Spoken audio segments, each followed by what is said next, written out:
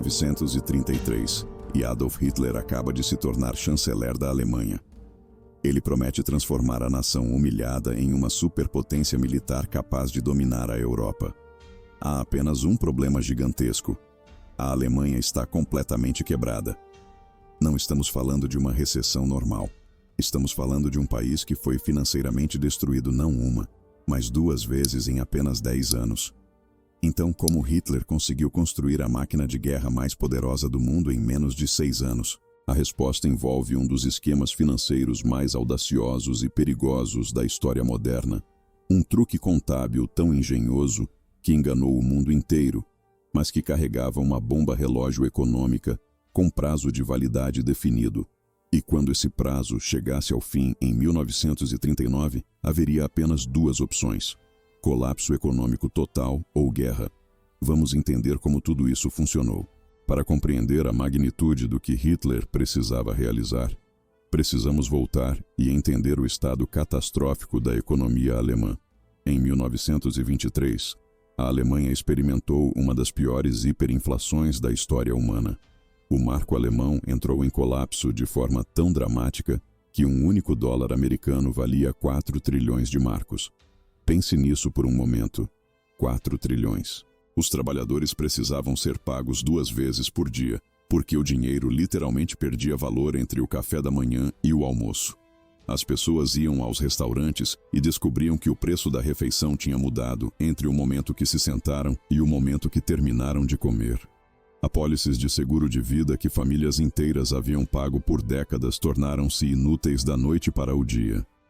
A classe média alemã, a espinha dorsal da sociedade, foi completamente aniquilada. Pessoas que haviam economizado a vida inteira viram suas economias evaporarem. Mas a Alemanha conseguiu se recuperar dessa catástrofe graças a empréstimos americanos e reformas econômicas. Por alguns anos, houve esperança. E então veio 1929. A Grande Depressão atingiu a Alemanha como um martelo. Os bancos americanos que haviam emprestado dinheiro para reconstruir a economia alemã, de repente exigiram esses empréstimos de volta. Empresas alemãs quebraram em massa. O desemprego explodiu para 6 milhões de pessoas, representando 30% da força de trabalho do país. Filas de pão se estendiam por quarteirões. A violência política tomou as ruas. O governo de Weimar estava paralisado por brigas internas. A Alemanha havia sido financeiramente destruída pela 2ª vez em uma década. Este era o país que Hitler herdou em janeiro de 1933. Um país quebrado, desesperado e enfurecido. E Hitler tinha uma promessa ambiciosa. Ele prometeu não apenas recuperação econômica, mas transformação total. Ele prometeu fazer da Alemanha novamente uma potência militar capaz de desafiar o mundo.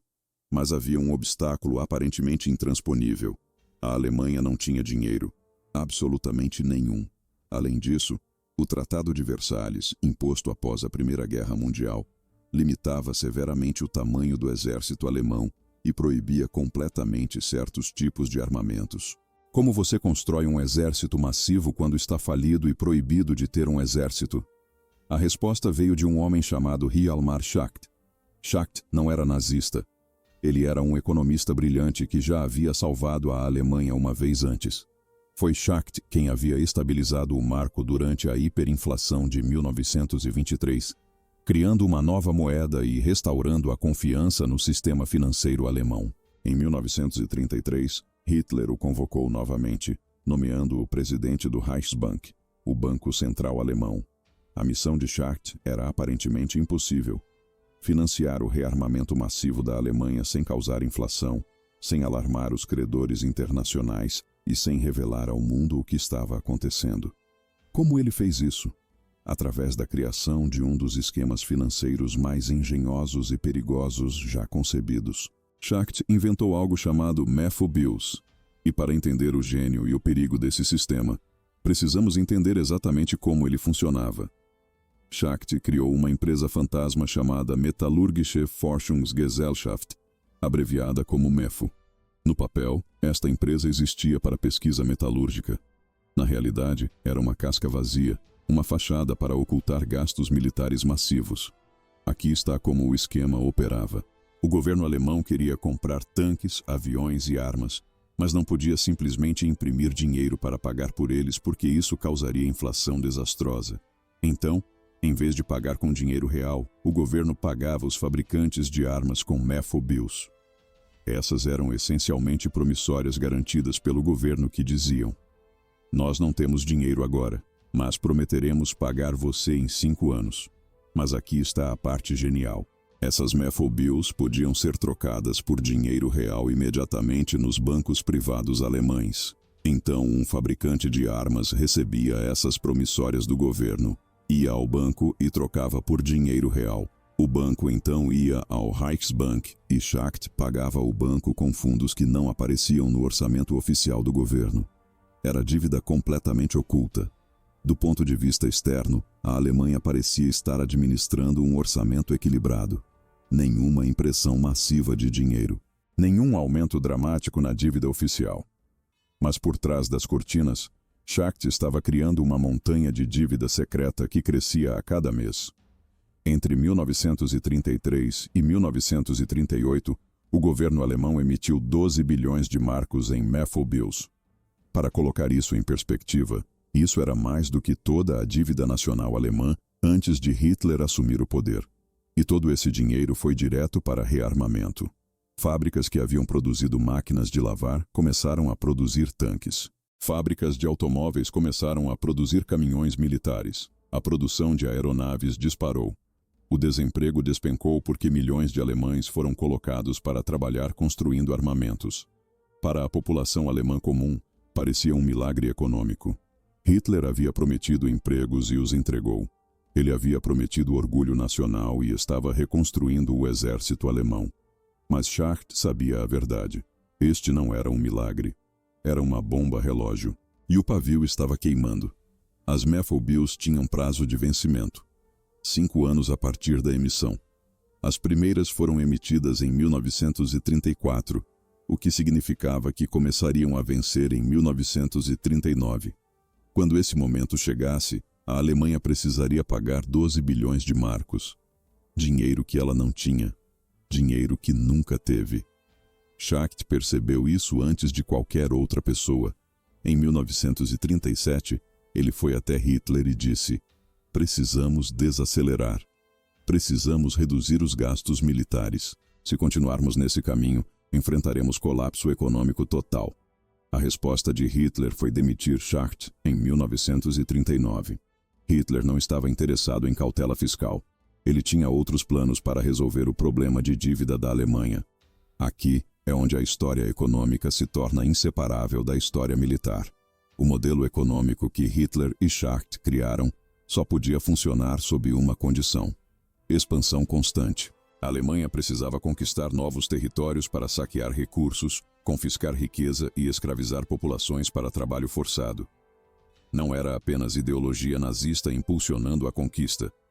Era necessidade econômica. O regime havia construído uma economia que funcionava exatamente como um esquema Ponzi. Ela só poderia continuar funcionando se continuasse crescendo e absorvendo novos recursos. No momento em que parasse de expandir, desabaria. Vamos ver como isso funcionou na prática. Em março de 1938, a Alemanha anexou a Áustria. Imediatamente, o Reichsbank confiscou as reservas de ouro austríacas, moeda estrangeira e ativos financeiros. Isso deu à Alemanha uma injeção financeira que sustentou a economia por mais alguns meses. Em setembro de 1938, a Alemanha tomou os Sudetos da Tchecoslováquia. Novamente, ativos confiscados. Em março de 1939, a Alemanha ocupou o resto da Tchecoslováquia. Mais ouro, mais fábricas, mais recursos. Cada conquista financiava a próxima. Mas não era apenas sobre conquistar países estrangeiros. O regime estava saqueando sistematicamente sua própria população. O exemplo mais horrível foi o confisco massivo de propriedades judaicas. Casas, negócios, contas bancárias, apólices de seguro, joias, tudo foi roubado. Centenas de milhões de marcos em riqueza foram simplesmente confiscados do povo judeu da Alemanha e usado para financiar a máquina de guerra. E havia outros esquemas também. Lembra do Volkswagen? Hitler prometeu que todo alemão teria um carro acessível. Milhões de alemães se inscreveram em um programa de poupança, pagando mensalmente por um carro que receberiam no futuro. Sabe quantos carros foram realmente entregues aos clientes civis antes da guerra? 0. Todo aquele dinheiro foi desviado para a produção militar. A Alemanha também simplesmente parou de pagar suas dívidas estrangeiras. Credores internacionais foram informados de que não receberiam seu dinheiro de volta. Isso forneceu algum alívio de curto prazo, mas destruiu completamente a credibilidade financeira da Alemanha. Então chegou setembro de 1939, exatamente quando as primeiras Mefo-Bills começaram a vencer. A Alemanha invadiu a Polônia. Esta não foi coincidência. A guerra não era apenas uma escolha ideológica. Era uma necessidade econômica. O regime havia criado um sistema que só podia sobreviver através de conquista e pilhagem contínuas. Quando a Alemanha conquistou a Polônia, França, Bélgica, Holanda e outros países, o padrão se repetiu. Ouro foi confiscado dos bancos centrais. Fábricas foram convertidas para a produção de guerra para a Alemanha. Fazendas foram forçadas a enviar comida para alimentar soldados alemães. Populações inteiras foram escravizadas. Prisioneiros de guerra soviéticos, judeus de toda a Europa, prisioneiros políticos, todos foram forçados a trabalhar até a morte em fábricas alemãs. Alguns historiadores estimam que a Alemanha nazista usou mais de 12 milhões de trabalhadores escravos durante a guerra.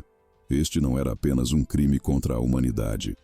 Era também o motor econômico central do regime. Sem trabalho escravo, a máquina de guerra alemã teria parado de funcionar anos antes. Mas aqui está o detalhe crucial que todos precisam entender. Este modelo era fundamentalmente insustentável. Ele dependia de vitória contínua. No momento em que a Alemanha parasse de conquistar novos territórios, o sistema entraria em colapso. E é exatamente isso que aconteceu. Em 1942 e 1943, a Alemanha atingiu sua extensão máxima. A guerra na União Soviética estava em impasse. A entrada americana significava que os recursos dos aliados eram agora massivamente superiores. A Alemanha não podia mais conquistar novos territórios para saquear. Sem novas fontes de recursos, a economia começou a desmoronar. A produção de alimentos caiu. A escassez de combustível tornou-se crônica. A produção de armamentos, apesar do trabalho escravo, não conseguia acompanhar a destruição aliada. Em 1945, a economia alemã estava em colapso total. Trabalhadores estavam literalmente morrendo de fome. Fábricas pararam porque não havia materiais. O sistema de transporte havia sido bombardeado até a inexistência. A moeda havia se tornado sem valor mais uma vez. A Alemanha havia voltado ao ponto de partida, economicamente destruída pela terceira vez em 25 anos. Então vamos voltar à pergunta original. Como Hitler financiou um exército tão grande quando a Alemanha estava falida? Ele fez isso através da maior fraude financeira da história moderna, através de dívida secreta disfarçada por truques contábeis engenhosos, através do confisco sistemático de riqueza de sua própria população, através da escravidão de milhões de pessoas, através da pilhagem de países inteiros, e através da criação de um sistema econômico que só podia sobreviver através de guerra perpétua e expansão constante. O suposto milagre econômico nazista não era milagre algum. Era um esquema Ponzi construído sobre roubo, escravidão e sangue. E como todo esquema Ponzi, estava destinado ao colapso desde o início. A única questão era quanto dano seria causado antes que isso acontecesse. A resposta, como sabemos agora, foi a guerra mais destrutiva da história humana, custando mais de 70 milhões de vidas. A guerra não foi apenas uma consequência da ideologia nazista. Foi uma consequência inevitável do modelo econômico que Hitler e Schacht criaram. Eles construíram uma economia que só poderia sobreviver consumindo outras nações. Quando finalmente não havia mais nações para consumir, ela consumiu a si mesma.